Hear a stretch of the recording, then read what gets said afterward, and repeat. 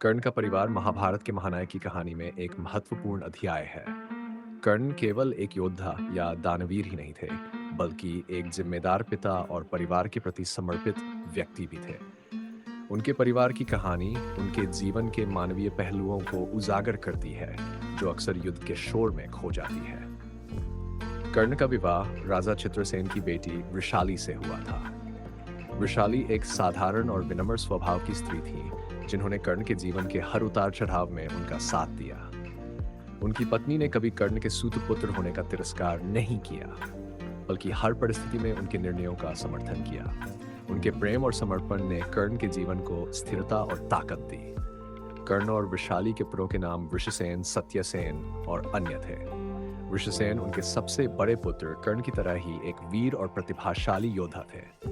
वृषसेन अपने पिता की छवि थे, साहसी, न्यायप्रिय और धर्म के प्रति समर्पित।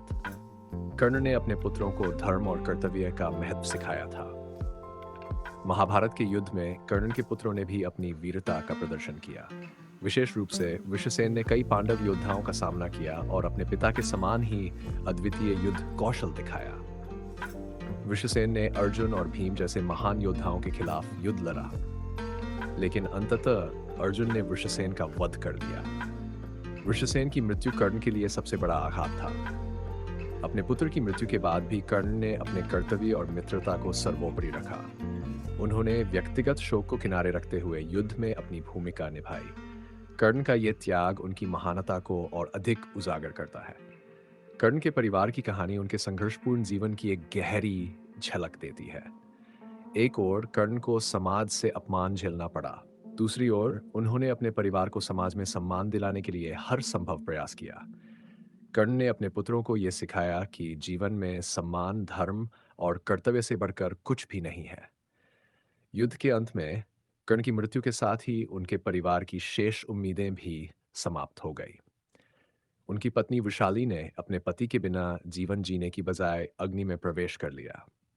यह उनकी निष्ठा और प्रेम का प्रतीक था। कर्ण का परिवार उनके संघर्ष और त्याग का प्रतीक है। उनकी कहानी यह सिखाती है कि जीवन में चाहे कितनी भी कठिनाइयां क्यों न हो, धर्म और कर्तव्य का पालन करना सबसे महत्वपूर्ण है। कर्ण का जीवन और उनके परिवार की कहानी में अपने जीवन के मूल्यों को समझने और उनकी रक्षा करने की प्रेरणा देती है।